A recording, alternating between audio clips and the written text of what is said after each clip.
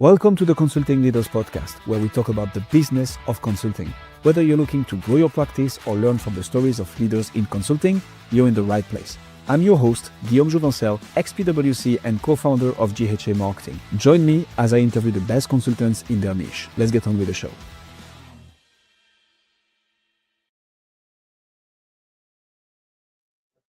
Jim, welcome to Consulting Leaders. You have quite the journey. So you started in a spacecraft microelectronics with the Air Force. Then you built and sold a tech company before moving into leadership. What pulled you into this? What key moments actually made you think, okay, I'm going to go from saving the world with the Air Force and building technology to helping people develop leaders full-time? It's a great question, Guillaume. The first thing is it wasn't part of a plan. That's the first thing you need to know. So don't give me credit for a plan, but it's interesting what happened because I was actually in love with electronics as a teenager. So that had already happened. And I was actually kind of a reluctant person to end up in the Air Force. I enlisted in the Air Force and eventually went to the Air Force Academy. And what I found after I found my place, I was put in a role as a program manager. So all of a sudden it was a return to the electronics world, but now I'm a program manager for advanced microelectronics. And the big lesson that I learned, I was both doing that while I was getting my master's degree. I was getting an MBA at the same time. One of the big lessons was, if you really want to advance technology, it's not the technology itself. You have to learn how to build the teams that can do that. If you just think that you need to be a smart technical person, that's not enough. You've got to inspire people so they believe that they can do that. That was probably the big lesson, and that is what I was drawn to. I wasn't someone who was going to become a PhD in electronics. I was someone who really got energized when I saw people achieve something they couldn't do before. So a set of circumstances allowed me, when I left the Air Force after one tour as an officer, to basically attempt a high technology spinoff from the University of South Florida. There was a microelectronics center for research there, and I was very drawn to that. So my time with the Air Force came to an end, but it was a very rich relationship. Now it's like, take the training wheels off and see if you can do it with the company. How is that going? Well, that went very well. That went well. You've read that I basically spent 12 years in the co-founder, young CEO experience. At that time, that was a third of my life. We sold our company. Eventually, we had some success, but I always wanted to go back to that part where I wanted to be inspiring people. A big company bought our little company, and I'm not a big company person. So I don't think it's surprising for someone who starts a small company. You get acquired by a big company, and it all just moves at a different pace. There's policies and procedures for a reason, but to me, it doesn't necessarily mean it's going to be an innovative environment. So that lasted almost 4 years, and it was really a bit of luck then. I was not looking to go into leadership development or consulting, but I did know I wanted to start another company right away. The government still wanted to do business with me, and a colleague from the past who I worked with in the spacecraft business contacted me and told me about a group of service academy graduates, military officers in the past who were providing elite leadership training. I didn't even know how to think about that. I got some advice from people I trust, and they said, Jim, you ought to try it just for the networking. And what I think my colleagues were telling me was, Jim, why don't you just do this to open up a new chapter in your life? And I reluctantly just signed on, and I didn't realize how fulfilling it would be. That was 2,500 clients in 12 countries ago. That is crazy numbers. So, I mean, that's amazing. Tell me more about the problem that you solve, and I want us to put a specific lens on it. What are you bringing from the Air Force, from a tech founder background, to come and solve the problem that you help solving for your clients? There's a couple ways to think about this. One is when we think of our Academy leadership team, or in my past in particular, there's a credibility with that. If you just say, I'm a consultant, I'm going to help you develop leaders, a business person might say, okay, well, how can you relate to my business? How can you relate to that? And in my case, there's instant credibility. Most people, certainly in the States here, still esteem the self-made person, the entrepreneur who took the risk. So I get to bypass that. That's a lovely convenience that, if you will, the background provides. The other thing is what I found, and I think your introductory notes captured this also. What I found is it didn't matter if I was in the Air Force being the program manager. It didn't matter if I was in the startup company or if I was pioneering in a larger company. What I found is all the leadership issues are the same. The environment doesn't matter. And we tend to think that just because we're in one niche, we've got our own unique issues. But you know what? People issues are people issues. And it doesn't matter. So if you can have a mind that provides the kind of clarity that the things you're going to do will work in an environment, that provides a credibility and a freshness to what you can bring. And it also means that we focus on fundamental leadership issues. We're not chasing the latest fads. We don't think that management techniques solve leadership problems. And there's no shortage of the latest management techniques or fads that we can find anywhere. We want to focus on the fundamentals that are actually going to help inspire people and produce results. So I like a lot of things that you just mentioned here, including the niche. So my next question to you is, who is it that you help specifically? And do they belong to a certain category, niche, industry? Like, how do you decide, okay, amongst the 2,500 people that you've helped, what do they have in common? Who is it that you help? Wow, I could argue they don't. But if we think about this through a marketing lens, and you look at something like leadership development or training in general, it's an incredibly fragmented market. So a good way for me to process your question is to say, what do I tend to find in common with this really diverse set of clients? And there's a couple ways to approach that. But I'll tell you the operative word I really like, and I think this is a very good word for anyone in the consulting world. I'm interested in those, whether it's an individual or it's an executive higher up in an organization or the organization itself. I want to connect with organizations and people that are predisposed to self-improvement, that are predisposed to a commitment to excellence. I'm not interested in trying to engage with someone who doesn't want to change anything.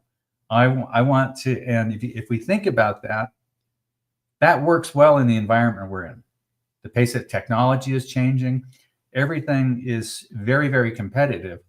But if someone has an organization where they're just harvesting a profitable product and they don't really want to try anything new, I'm not your guy. So in that case, then let's say there's an individual who's ambitious, who's a curious person. That person as an individual may engage, say, an open enrollment course and show up. They may or may not be supported in their organization. However, they may be influential in their organization. Or, and this is the ideal case, ideally, an organization may think, wow, what do we need to do to be competitive to attract people in a tight labor market? And if they can actually see genuine development of people and building a leadership pipeline, that's among the most attractive clients. It's those are the favorites, but you don't always get those. Often you start with an individual coming to an open enrollment program. They get excited by it. They tell someone else about it. And that leads to the organization saying, now we want to engage you. And we call that an in-house program. So a very natural progression, if you would, in pipeline development is to get the individual contributor into a class, get them excited, find someone who's influential or a decision maker, and then that can lead more to a corporate engagement. Every now and then, the president of the company will contact me, especially through a referral, but they're not always that easy. If only. So that's the perfect segue. The thing I'm a bit curious about is, so you need to find people who, you can help people who are coachable, right? I think that's the most important trait. Like if you're resistant to change, if you think you're always right, if you're not open to change and to a different perspective, and to become aware and potentially work on your shortcomings, well, that says something about your leadership. But all in all, you're probably not going to be able to be helped at this stage. Now, who makes the decision of hiring you? Like, is it what you just mentioned, the CEO of a company who's like, hey, I have like 10 leaders right now that I think need training, come in and train them? Or is it the leaders themselves who end up reaching out to you, or that you end up in a call with, to be like, hey, no, you need help. You need to make it happen, whether it's going to be the company paying for you or yourself. How do you navigate that? It's 99% of the time, it's the organization that's sponsoring it. In the Makes sense. In the most convenient ways, or the easiest ones, those are organizations where there's a structure that exists. Let's say a training budget, or let's say a tuition reimbursement. Here's a way to think about it in terms of the leadership programs we provide. We could argue that what we're trying to do is provide the equivalent of an executive MBA condensed into a couple days. And all of a sudden now that's a value perspective, rather than someone saying, I'm going to spend 12, 16, 18 months and tens of thousands of dollars. We're compressing this into the raw leadership elements. That's one way to do it. What I find is rather interesting is those that are the most predisposed.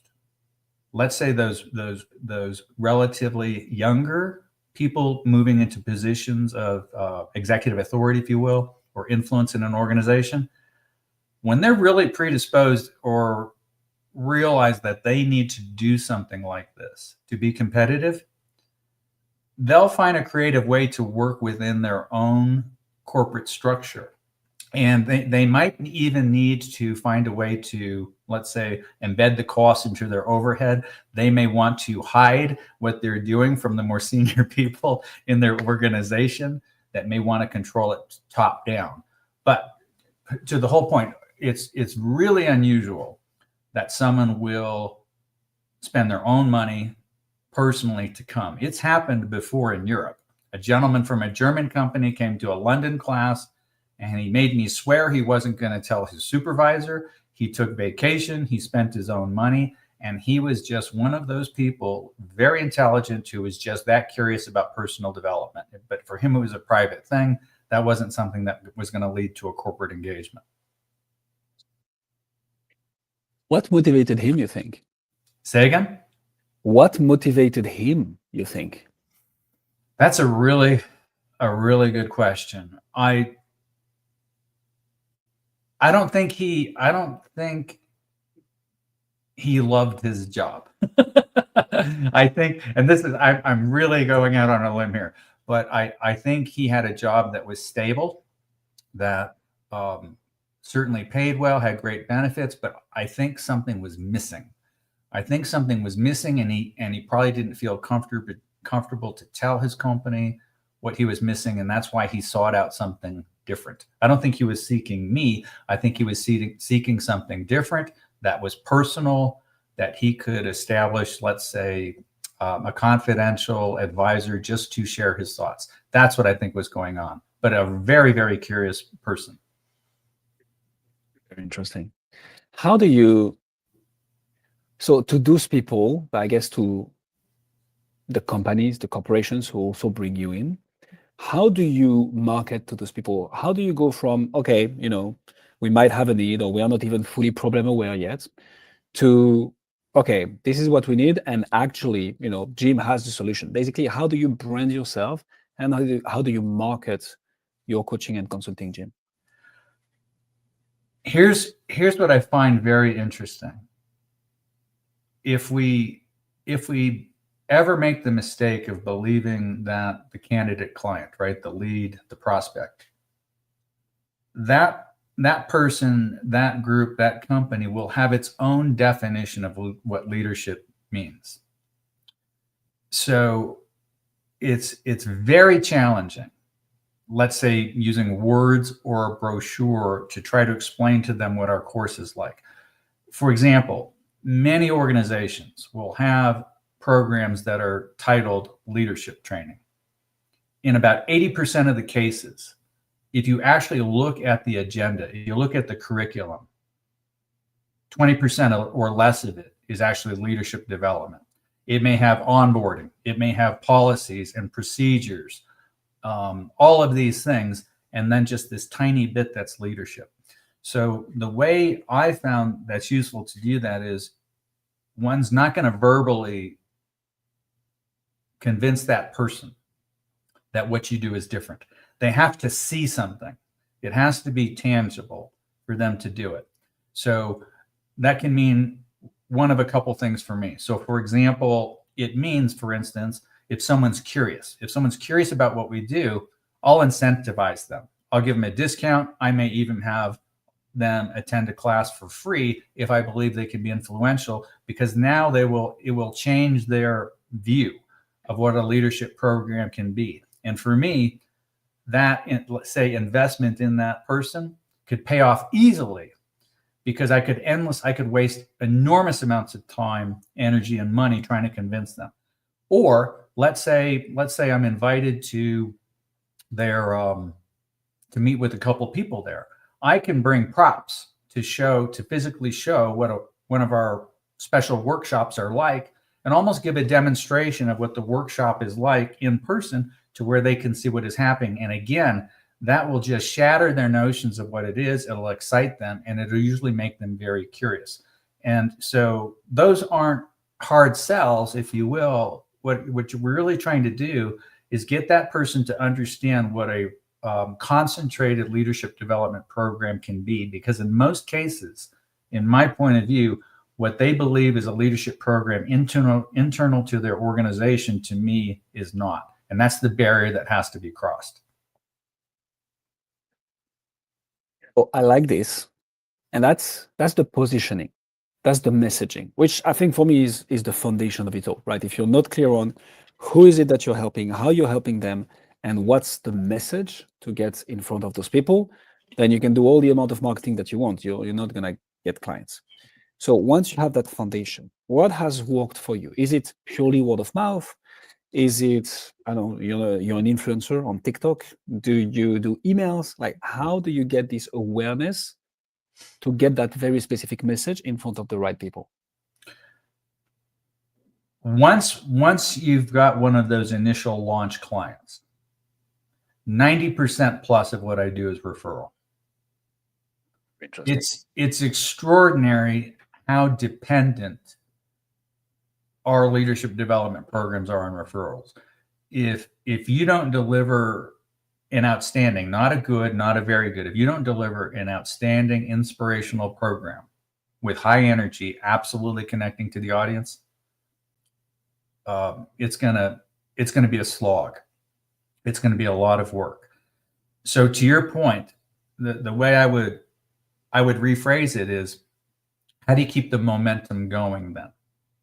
So for example, a way to, let's say, extend momentum like that, I find giving a leadership talk to a group that you have an affinity with. One that's really strong for our group is the Project Management Institute. Now think about this.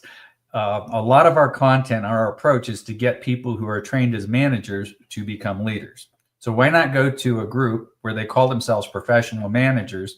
Now, I don't want to say this out loud, but basically we're trying to convert all of them from managers into leaders. They may have their identity completely wound up into this alphabet soup of things after their name on LinkedIn. We don't care about that. We want them to be good leaders, okay? We don't care about the credentials, okay? No, the credentials don't mean anything if you're a lousy leader. So what I like to do is go to an organization like that, and then I have the credibility to say that I've worked with a lot of chapters. That gives you an entry into the door, and then you can give an inspirational talk that's really outside of what they spend most of their time talking about. And usually that sparks the curiosity. And it also turns out that we have a relationship, for instance, with that organization, that our programs are certified by them, right? So they can get their continuing education credits. So very selective professional groups that could have an affinity for what we do is a very natural extension. So for example, especially during COVID, I've extended my relationships with those project management institute organizations all over the world. Some of them I visited, some I've done in webinars. One of the more recent ones was with Jakarta, and I think we had 120 people in the audience. Like the alphabet thing at the end of the LinkedIn name. Some people are playing that game indeed. What's so mainly referrals. I get it. For me, that's the sign of a very healthy product and service, right? If you can grow steadily, uniquely relying on referrals, that has some pros and cons, obviously, but that at least means that the service is, outstanding. People recommend it, and you get more out of just what you're doing as a service. How do you move from initial awareness? So, someone, a leader, a corporation talks about your services, your coaching, to another corporation, other leaders who might be, in need of this service. How do you move from initial conversation to the actual, letter of engagement, we rock and roll? What does the sales motion look like for you, Jim? Are you talking about at the beginning or the referral process itself? Well, you named it. So let's start with the referral process itself, because if you're mentioning this, it probably means there is something in place. So curious to hear more. Sure. Well, I think we could come up with a term, quality of referral. Yeah. For example, the ideal one, let's say you're working with a president or a president and CEO of an organization who's willing to say our organization could not be where it is without that person, right? That's going to be a very strong referral. If you can do it in person where the three of you meet, that would be even better. But I would not want a casual referral. You'd want someone, and you might even want to write a case study for them and say, here's what happened. For example, in our Academy Leadership Group, we have something called a Leadership Excellence Partner Award that we bestow upon those organizations that have actually transformed. So let's say having them come visit our annual conference, have them do interviews with us, those are among the most powerful referrals. And at any time, I'm probably dealing with about 4 to 6 of those. It's crazy. Yeah. So I love this. I think the quality of the referral is a criteria that not enough people talk about. Oh yeah, I get referrals all the time. Cool. Can they afford you? Oh, I don't know. Right. How do you move those qualitative referrals from talking stage to let's rock and roll? What does the sales motion look like? The easiest thing to do, if one's in that fortunate position where you had a successful outcome with the client, then an ideal thing to do is take for example, let's say 4 to 6 people from the senior leadership team and offer to do something in-house on their territory with it. Because if there's genuine affinity, if the people in the candidate new client actually respect the referral, they're going to feel a huge incentive to do that. If you think about that, they're not respecting the referral if they don't do that. So you don't want to say, hey, I want you to sign up for 5 years of programs and make a commitment of all these dollars. But we just say, hey, why don't you try starting just the way we did with this organization? Let's start small, but do it in a concentrated way. And if you do that, you've captured a new client where you have champions all at the top of the organization. And that is a very attractive way to extend business. This is very good. So you're not even taking a sales call. You're just like, hey, let's do something at a very small scale to show you how we do this. This is a paid engagement. And basically the lead is paying you to sell themselves. I'm not sure my English is correct here. I think you've got it. That's very interesting.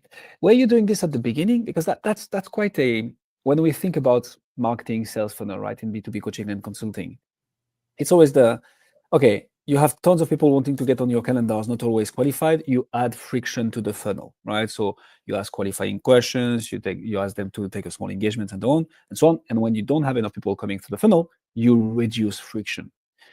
this is a hell of a friction. Like, hey, the first thing is going to be you pay us so that we can do that small engagement.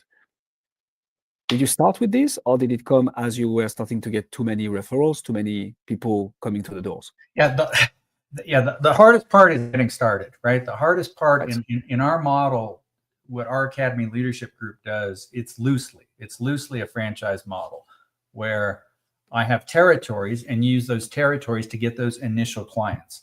That screening, that marketing segmentation is easily the hardest part, because you're going to attract many more people into an open enrollment engagement that maybe don't have the affinity. Maybe it's someone who is told to go to a leadership class who the organization's ready to, to let go.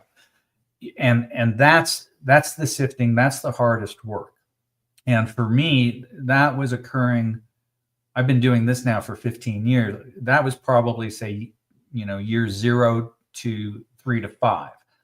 Once you get some of those, what we call in-house clients, where they bring you inside, all the referral power takes off. So in the style of programs that we do, where we're delivering these Academy leadership programs, when the demand for your in-house programs is rocketing, it just takes off. It just flips from the more arduous getting started part to, oh my goodness, how do I control my schedule now? And I've been in that latter part for a number of years.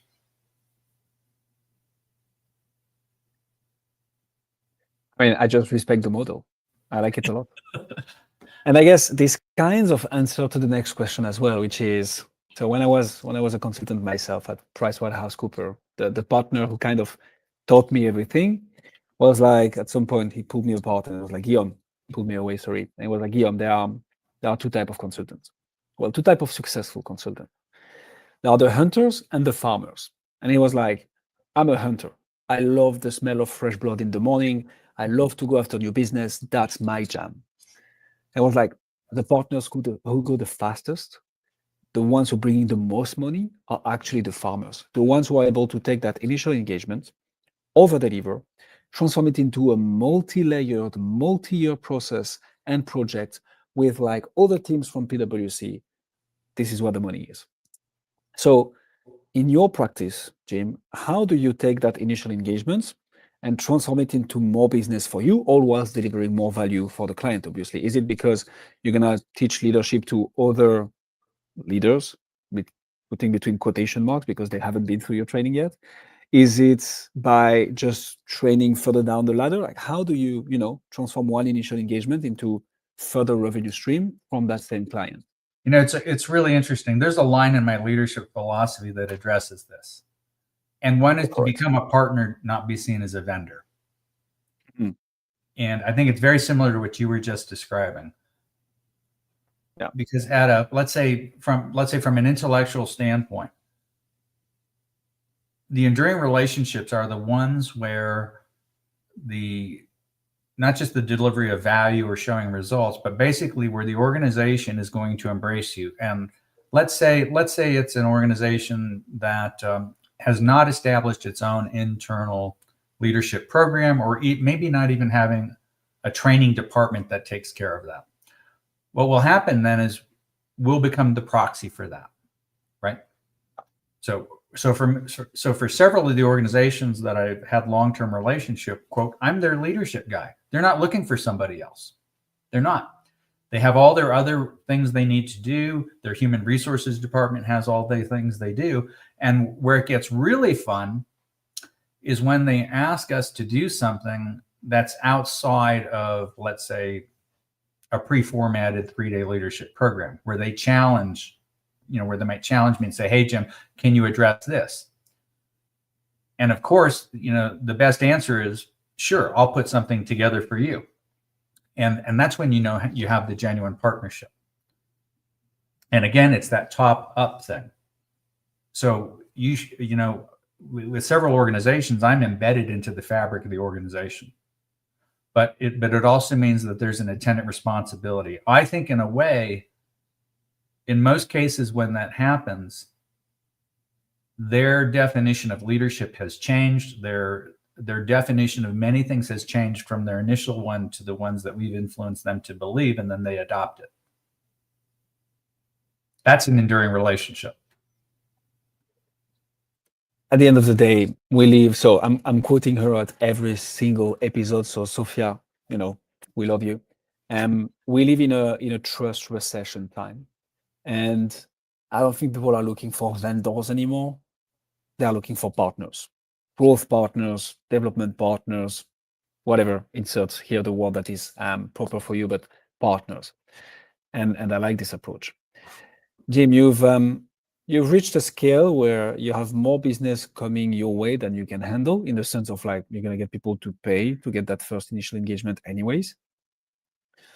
So I'm curious, where do you feel challenged right now? Where would you say you're stuck? Well, I wouldn't use the word stuck, but challenge is a good word. My personality is one that doesn't like to relax much, but I've taken on a partner. I've taken on a partner in the last couple of years, and for different reasons. One is just for scale, but it's also for extension. It turns out this gentleman is a retired Major General from the Army, and he sought me out, which I find kind of fun. But we both have affinity to doing overseas work and even some not for profit work. So that's part of it. So for me, the real challenge is really my own. Am I balancing my quote consulting business, the way you're phrasing it, with my own personal life? And what's fun in this business versus what I've done in the past, I can merge my personal life and my professional life together. I'll give you a quick example. Our family has some philanthropic pursuits. So let's say I've got a client that I've had a long relationship with. I might say, hey, a fair price for me to be charging you for this program is X dollars per person. But you know what? I want to charge you an extra $200 per person, and I'm going to donate that to this cause. And I'm going to put your company's name on that. By doing that, it's amazing how much money you can raise. And if you think about that, not only then are you known as the effective leadership development person, you're also someone with a big heart. And again, it extends that relationship. So me balancing my time, finding ways to offload the administrative aspects of what I do, those are my major challenges. And maybe even in the next couple of years, I'll need to throttle back and not push so hard. I call them first world problems. So 100% first world problem. But this is super interesting, and also in the framing. So I love everything sales motion. So you don't say, hey, it's that much. Say, I'm just going to throw a random example out here. I know this is not, I don't know how much you charge. But say, okay, it's going to be, $15,000 plus $200 per person that you're going to give to a charity. Not like, hey, it's $15,000. And just so you know, $200 out of those 15,000 will go to a charity. That's super interesting. Why did you frame it like this? Why? Yeah. It's a test. Okay. It's a test. One is, if you think about it, if you've already got a relationship forming where there's a common definition of leadership, why not have common charities you support? Or find a reason to do that. And I'll tell you one of my affinities has to do with organizations that support autism. And in the United States, when I would give a talk or have a program 15 years ago, if I mentioned autism or that it's part of our lives, not that many people really responded. Now, if I give a talk on autism or I incorporate that's part of what our family deals with, 3 people will come up after the course and say, I'm so glad you brought up the whole autism thing. I'm in the middle of that. I'm not even sure what to do. And and again, this is the whole thing where you're blending. I think it's very difficult to be credible and to connect with people without telling, say, stories about vulnerability or incorporating the human experience. It's so, funny is not the right word for this specific topic, but in the sense of the founder's story becomes so important today. People buy from people, not from company. Anybody can claim anything on internet. We need to see through the wall of like corporate jargon and whatever we are, just comfortable sharing, which is why we've decided to make the move to fully live. Like all our episodes are live because we want this. We want people to see the me fumbling and, not having the perfect English, and our guests being like taking the time to reflect, because authenticity is, I wouldn't even phrase it in the sense of this is what sells.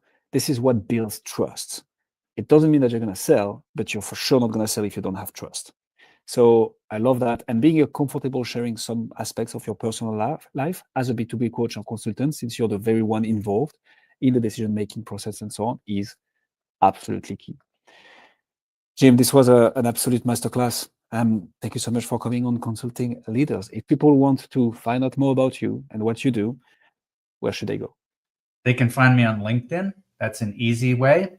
You can go to my choinque.com website, CHOINQUE.com, choinque.com. I'm very easy to find.